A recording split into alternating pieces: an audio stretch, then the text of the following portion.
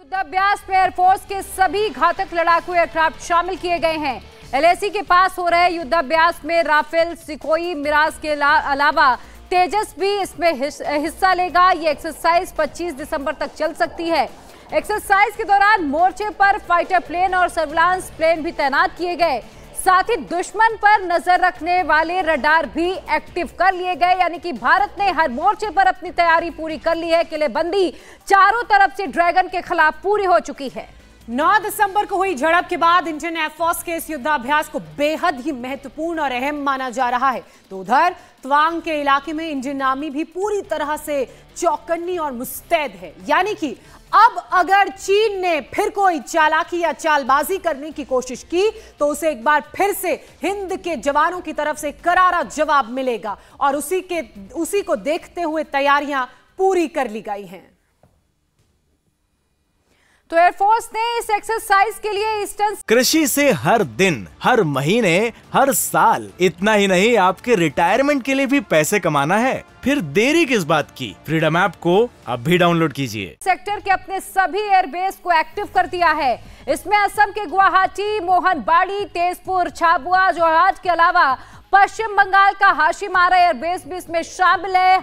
यानी कि चारों तरफ से चीन के खिलाफ भारत ने घेराबंदी शुरू कर दी है और ड्रैगन को अब उसकी ही भाषा में जवाब आगे दिया जाएगा। इसके साथ ही अरुणाचल प्रदेश में जो एयर स्ट्रिप बनी है उसका भी इस्तेमाल इस एक्सरसाइज में किया जाएगा।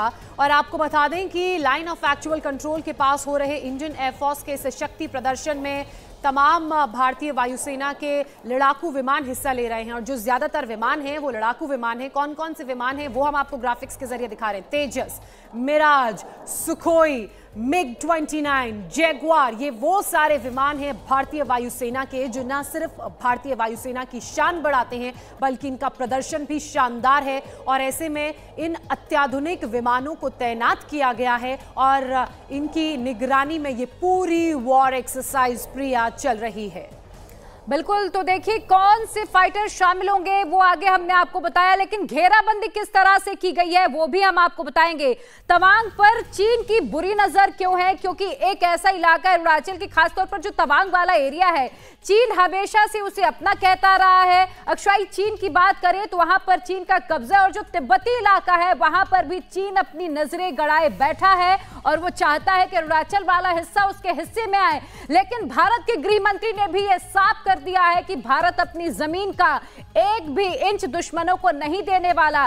चीन किस तरह से भारत के खिलाफ चालबाजी कर रहा है 1965 से लेकर अब तक समझा जाए तो चीन का क्या इरादा है भारत के खिलाफ, ये साफ तौर पर लगातार ज्योत्सना जाहिर होता रहा है। प्रिया, एक और ग्राफिक्स हम अपने दर्शकों को दिखा रहे हैं। इस ग्राफिक्स के जरिए आप समझेंगे कि भारत और चीन जो 3488 किलोमीटर का बॉर्डर एरिया शेयर करता है वो 3 सेक्टर्स में डिवाइडेड है। Western sector, eastern sector, McMahon line. Ladakh की बात की जाए, हिमाचल की बात की जाए, ये वेस्टर्न सेक्टर में आता है। नीचे की तरफ हम आएंगे सिक्किम, अरुणाचल प्रदेश, इस तरफ अगर हम आएंगे तो ये ईस्टर्न सेक्टर में आता है। इसके अलावा उत्तराखंड, नेपाल वो बेल्ट है भारत और चीन एलएसी सीमा का जो मैकमोहन लाइन के सेक्टर में आता है और यहीं पर सबसे ज्यादा टेंशन बनी रहती है। लद्दाख की बात की जाए, पेंगोंग त्सो से चीन परेशान करता है। अरुणाचल प्रदेश में लगातार चीन ने हर वो कोशिश की है कि वो राज्य के अंदर, देश की सीमा के अंदर प्रवेश करने की कोशिश करे।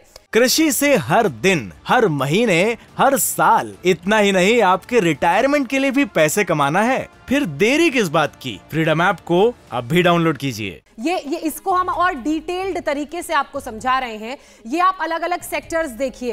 तवांग सेक्टर हम आपको दिखा रहे हैं और तवांग सेक्टर से वो जो पोस्ट जहां पर चीनी सैनिकों ने अंदर घुसने की कोशिश की थी, हमला करने की कोशिश की थी, वो करीब 25 किलोमीटर की दूरी पर है और इसे फॉरवर्ड पोस्ट भी कहा जाता है क्योंकि जो बॉर्डर्स एरिया में आगे की तरफ बिल्कुल बॉर्डर शेयर करती हुई पोस्ट होती है उसे फॉरवर्ड पोस्ट करते हैं और वहीं पर अंदर घुसने की कोशिश चीनी सैनिकों ने की थी। निहत्थे नहीं बल्कि बहुत गंभीर और घातक हथियारों के साथ। और इसीलिए यह भी कहा गया कि जो 2 देशों के बीच सीमा को लेकर ट्रीटी साइन होती है उस ट्रीटी का उल्लंघन हर बार की तरह एक बार फिर से चीन ने किया और मंकी फिस्ट और नुकीले हथियारों के साथ और शॉक गन के साथ चीन की जो सेना थी वो लेस थी और भारतीय सीमा के अंदर प्रवेश करने की कोशिश कर रही थी जो विफल रही। इंडिया टीवी हर वक्त हर जगह डाउनलोड करने के लिए सर्च करें India TV news Google play store या ऐप स्टोर पर।